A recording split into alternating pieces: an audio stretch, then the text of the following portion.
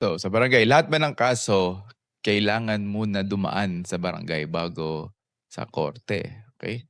So, hindi lahat.